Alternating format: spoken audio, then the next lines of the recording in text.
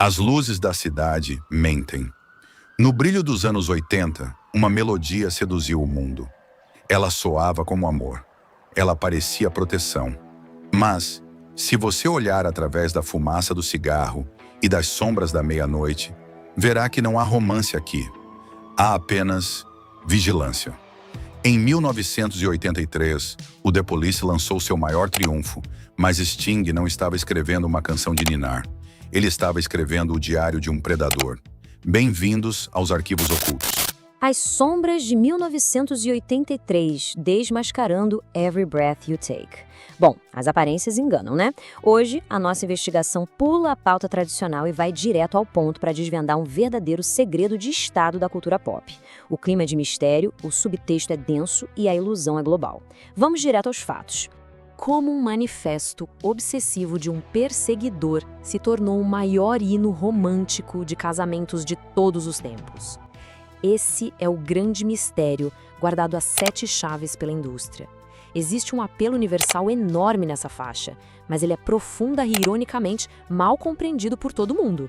É uma musiquinha desagradável, na verdade, bem maligna. Essa confissão sombria não é de um crítico qualquer, mas do próprio autor, o Sting. É uma declaração de dar arrepios, especialmente para uma obra que a esmagadora maioria associa ao amor puro e inocente. É uma verdadeira rasteira na narrativa oficial. Existe um abismo, uma justaposição implacável entre essas duas realidades. De um lado, a percepção pública, algo romântico, sedutor, que traz um conforto. Do outro, a real intenção do autor, um sentimento obsessivo, sinistro e focado em pura vigilância.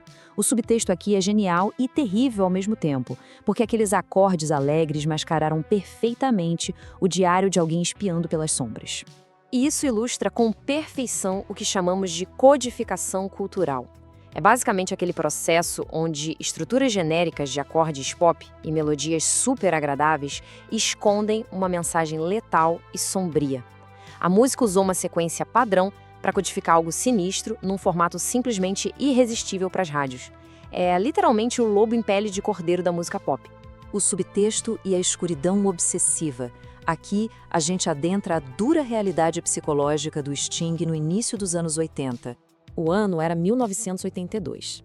Após uma separação super exposta que tomou as páginas de todos os tabloides, a necessidade de fuga era urgente. O refúgio, a propriedade GoldenEye, na Jamaica.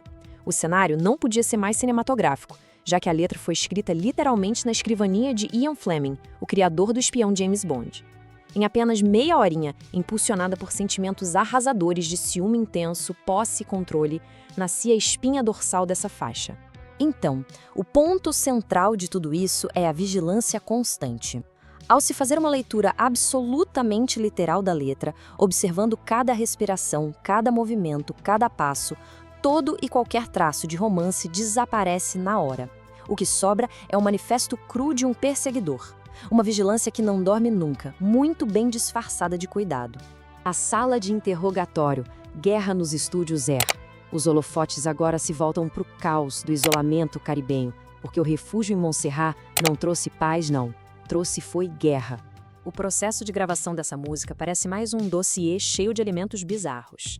Para começar, a demo original do Sting era super básica, tinha só um órgão Hammond e mais nada. O choque criativo foi imediato.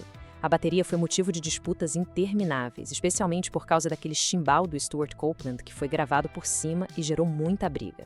Foram 10 dias de gravações intensas que inicialmente não renderam absolutamente nada que desse para usar. A tensão era sufocante. A faixa só escapou do lixo quando Andy Summers criou aquele icônico riff de guitarra inspirado no compositor Bartók, o que acabou salvando a gravação de um desastre total. Sting e Stuart se odiavam. Havia brigas verbais e físicas no estúdio. Esse é o depoimento do próprio produtor Hugh Padgham, confirmando que não é exagero nenhum. É de um cinismo quase trágico, não é mesmo? Uma música que o mundo todo abraça pela sua suposta ternura foi forjada numa verdadeira fornalha de veneno e inimizade. A recompensa e a ironia, o preço da vigilância. É hora de aprofundar nas consequências de como essa obsessão obscura deu à luz um império de riqueza incalculável. E junto com isso, uma guerra legal sem fim. 150. Lá em 2011, foi calculado que as execuções da música nas rádios ao redor do planeta equivaliam a 150 anos de reprodução ininterrupta. É só parar para pensar, um nível de alcance comercial absolutamente colossal para algo gerado na escuridão. E o fluxo de dinheiro não parou por aí. $5.000. Esse é o valor diário que o rapper Sean Diddy Combs paga ao Sting pelos direitos do sample usado naquele gigantesco tributo de 1997. Todos os dias, uma verdadeira fortuna é movimentada só por causa daqueles acordes. A batalha no Supremo Tribunal de 2026 sobre os royalties de streaming do Spotify e da Apple Music. Pois é, o dinheiro atrai conflito e a guerra nunca realmente acabou. O campo de batalha só mudou dos estúdios para os tribunais. O Copeland e o Summers estão processando o Sting por milhões não pagos referentes aos royalties de plataformas modernas. A alegação deles é bem simples. A magia do arranjo exige uma compensação justa no mundo digital. 600 mil libras. Os registros mostraram que esse foi o montante pago recentemente pelo Sting num acordo para liquidar o que chamam de subpagamentos históricos. É um lembrete bem forte de que o passado até ganha algum reparo financeiro, mas a batalha encarniçada pelo direito aos lucros do futuro continua a todo vapor na justiça. A ilusão perpetuada pela música tem um poder de sobrevivência incrível. Em 1983, um mega hit global é lançado, ignorando completamente as fraturas da banda. Em 1997, a faixa é ressignificada através do hip-hop num hino de tributo.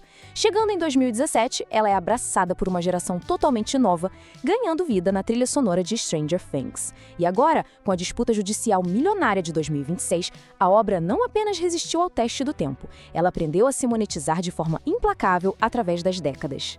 O que nos conduz ao fechamento da nossa análise de hoje. Uma pergunta um tanto assombrosa fica pairando no ar. Se a gente ama a escuridão quando ela vem disfarçada de luz brilhante, o que isso realmente diz sobre nós? Se o mundo inteiro dança e se apaixona pelo manifesto de um perseguidor, no fim das contas, quem é que está vigiando quem?